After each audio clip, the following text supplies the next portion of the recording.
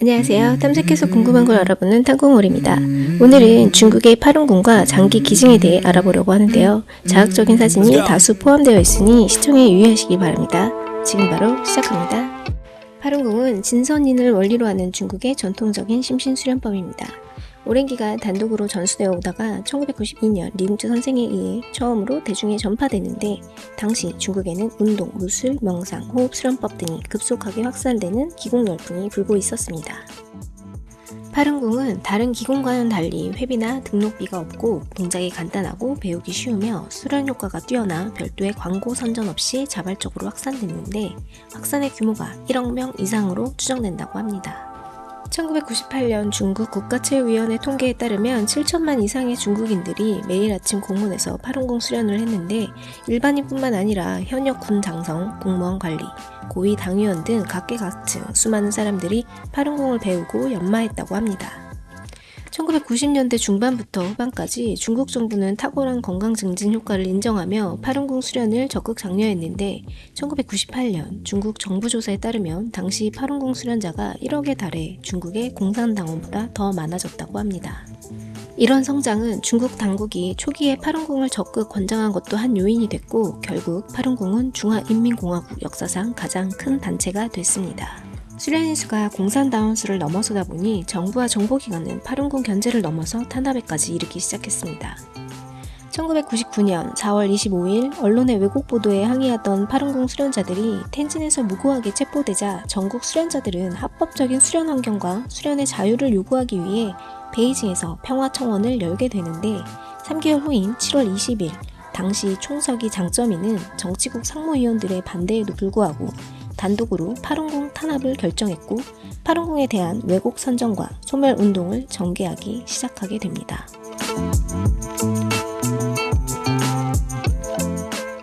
파룬궁 박해는 장쩌민의 독단적인 결정이라고 합니다. 장쩌민의 탄압 결정은 당시 큰 인기를 끌던 파룬궁과 그 창시자에 대한 대중의 호감을 질투하는 데 깊은 뿌리를 두고 있었는데, 실제로 장쩌민이 파룬궁에 나열한 죄명 중 한 가지는 파룬궁이 공산당과 인심을 쟁탈하려고 한다 였다고 합니다. 이후 지금까지 중국에서 수많은 수련생들이 고문, 감금, 강제노동, 강제장기 적출 등 반인륜적인 박해를 받고 있습니다. 2006년 중국에서 전례 없는 이식수술의 남용 증거가 언론에서 흘러나오기 시작했습니다. 2명의 중국인은 중국 정부가 살아있는 파룬궁 수련자들로부터 장기를 적출하고 있다고 각각 주장했습니다.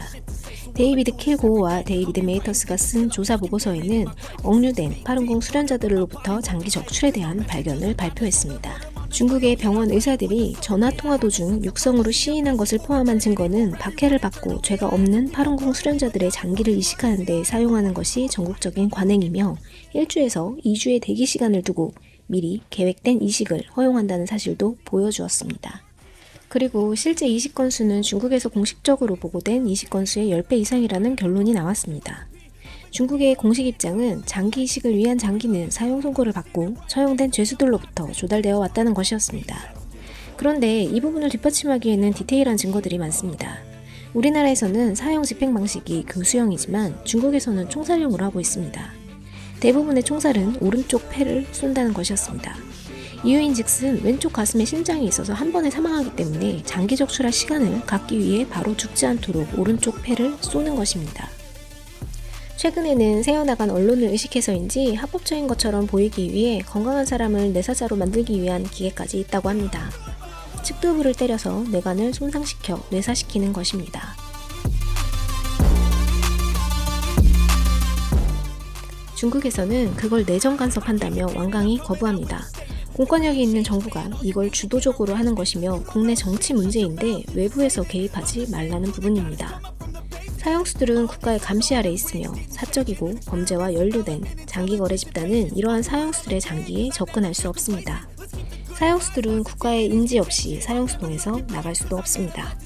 이는 국가가 개입하지 않는 이상 사적이고 범죄와 연루된 장기 밀매 집단이 장기 적출 후 이득 얻을 가능성을 차단시키는 겁니다.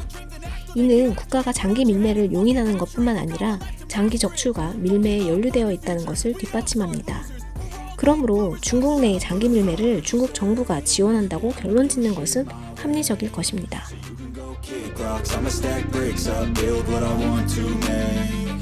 중국은 많은 나라와 마찬가지로 장기자원 기증 시스템이 있지만 중국 정부가 발표한 수에 근거하며 2012년부터 2013년까지 장기 기증자는 1,400명 뿐입니다.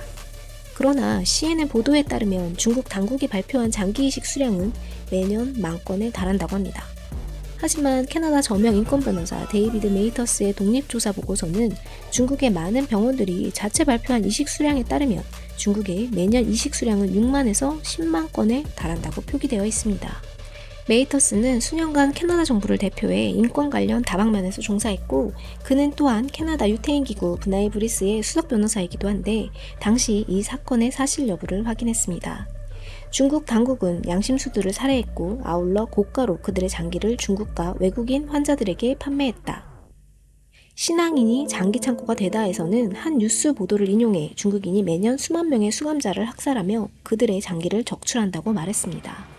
그들은 대부분 파룬궁 수련생이며 중국 공산당은 그들에 대해 증오심 선동을 진행하며 중국에는 이같이 국가가 지지하는 극단적인 범죄가 보편적으로 존재하며 결국 의사들도 살인범이 되고 있다고 이야기합니다. 메이터스는 일찍이 2006년 한 중국 여성에게서 증언을 들었습니다.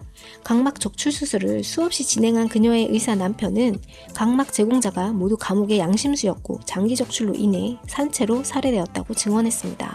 하지만 2000년 이후 중국에서의 장기 이식 실행은 지속적으로 감소하는 것처럼 보였지만 중국은 짧은 기간을 제외하고는 마치 영향을 받지 않는 것처럼 보이는 양의 이식을 계속했습니다. 장기 공급원과 숙자에 대한 투명한 접근이 어려웠습니다. 전산화된 장기 할당 시스템인 중국 장기 이식 대응 시스템의 설치는 공정하고 투명한 장기 할당을 보장하기 위해서 도입되었습니다. 그러나 이 메커니즘은 장기 공급원의 모든 흔적을 없앴습니다.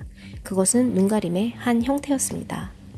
따라서 중국 정부가 협력할 중국의 이식시장에 대한 상세한 조사와 분석이 필수적입니다.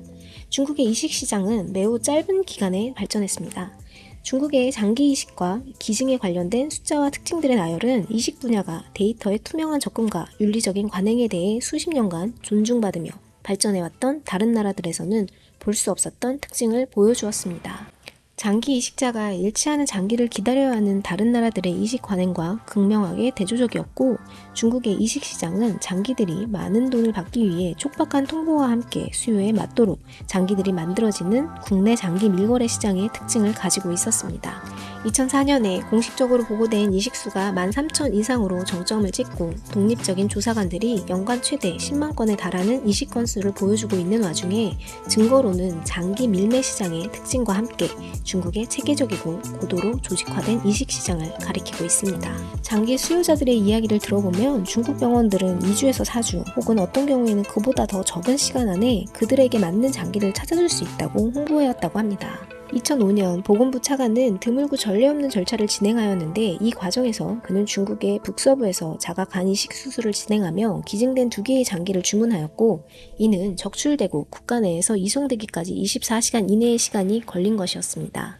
짝이 맞는 기증자의 간 2개가 요청이 됐고 몇 시간 뒤에 이용이 가능해진 것도 믿기 어렵지만 2개의 간을 조달하는 것 또한 윤리적으로 불필요한 일이며 장기의 짧은 보존기간을 고려하면 적어도 1개의 간은 버리게 되는 상황이 불가피해진 것입니다. 이는 결국 간 이식 대기 명단에 환자를 지나치는 결과가 되는 겁니다. 이러한 예는 우리로 하여금 장기의 공급자 측에 주목하게 됩니다. 중국의 형법은 유죄가 선고된 사형수들의 경우 선고 이후 7일 안에 사형되어야 한다고 합니다. 유죄가 선고된 사형수들은 선고 이후 짧은 시간 안에 사형되므로 적출 가능한 장기 기증자들이 될 수 없습니다. 이 짧은 기간은 장기 밀매 집단이 국가의 인지와 개입 없이는 장기 이식을 진행하기는 어렵다는 이야기입니다. 또한 외국 환자들이 2주나 4주 전의 통보 이후 중국으로 이동하는 상황에 따르면 사형수가 사형되기까지의 7일은 장기 이식을 계획하고 일정을 확정하는 7일 이상의 과정을 진행할 수 없게 합니다. 따라서 중국은 국가 차원에서 상업적인 국내 밀매 시스템을 주도하는 것입니다. 참고로 중국은 국가적으로 장기 기증자의 비율이 100만 명 중 1명이 되지 않는 것으로 추산됩니다. 사형 선고를 받고 집행된 수용자들이 아닌 다른 어떤 집단의 실종의 흔적을 남기지 않고 장기의 수요를 충족시킬 수 있었는가? 그렇게 계산해보면 또 다른 장기 조달처가 발견되어야 합니다. 유죄 선고를 받지 않은 양심수들의 상황은 공공 기록이 많이 남아있지 않은 상황을 감안할 때 파룬궁이 특히 착취에 취약하다는 것을 알 수 있습니다. 유죄가 선고된 사형수의 공식 기록을 형성하는 법원의 사형 선고와는 달리 구류된 양심수들에 대한 기록은 없거나 드물어서 어떤 일들이 그들에게 일어나는지 알기 어렵게 하기 때문입니다. 구류된 파룬궁의 수용자들은 그들의 동료 중 몇 명이 흔적을 남기지 않고 재교육 캠프에서 사라진다는 점을 이야기하였습니다. 중국에 의해 구류된 파룬궁의 수용자들이 포착한 것에 대한 분석은 평범하지 않은 현상을 폭로합니다. 수감된 파룬궁 수용자들은 건강검진, 혈액검사 등 의학검사 절차를 밟도록 강요받았습니다. 주기적이며 계획적으로 수천 명의 파룬궁 수감자들에게 행해졌음을 밝혀냈습니다. 1999년 이후 중국에서 급격히 증가한 이식 수술은 전 세계 어떤 국가에서도 찾아볼 수 없습니다. 1999년부터 중국 내 소식통들에 의해 불법 감금된 파룬궁 수련자에 대한 7만 건 이상의 고문과 학대 사례 보도가 전해졌습니다. 2010년부터 현재까지 민우이 왕은 실명을 밝힌 1680건의 박해 사례를 보도했으며 아울러 이들 사례와 직접 관련 있는 최소 7에서 8천 명의 파룬궁 수련자들이 2009년부터 고문 학대를 받았을 것으로 추정했습니다. 박해당하고 있는 파룬궁 수련자가 지극히 어려운 상황에서 정보를 전달하는 것을 감안하고 또 중국의 엄격한 통제까지 고려하면 실제 숫자는 더욱 많을 것이라는 것은 의심할 나위가 없습니다.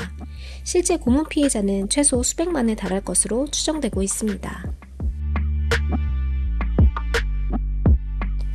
보편적으로 사용한 고문 방법 중 심각한 것으로는 구타, 전기봉 충격, 신체 거꾸로 매달기, 사지 손상, 폭력에 의한 강제 음식물 주입, 장시간 수면 박탈, 신경 파괴 약물 주사, 생체 의료 실험, 생체 장기 적출, 임신 중절 강요, 강간과 성폭력, 치욕 등이 포함됩니다.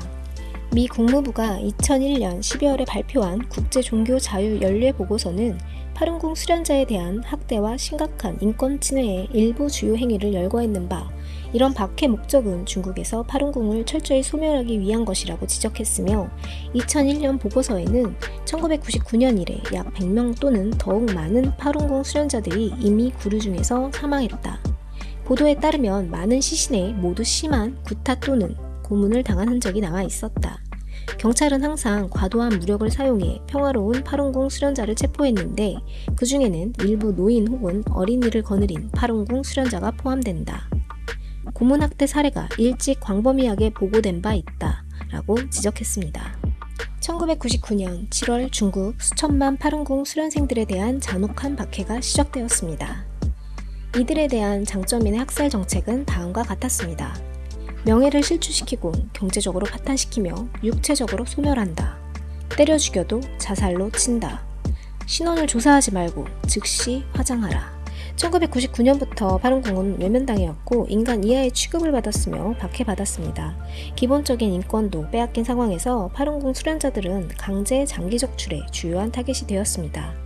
이러한 사태는 고문과 강제 장기 적출을 허용하는 법이 승인되었을 뿐만 아니라 공산당의 선언이 국가의 정책으로 바뀌었기 때문이기도 합니다. 장점인 집단의 잔혹한 탄압에 대한 엄밀한 봉쇄로 인하여 대량의 박해 사실은 전부 다 알려지지 못했으며 고문이 너무 잔혹하여 그림과 시연으로도 재현해낼 수 없는 경우가 많다고 합니다. 여기서 공개한 사진으로 박해의 정도, 규모를 추측하기는 어려우며 이것은 단지 빙산의 일각에 불과하다고 하네요.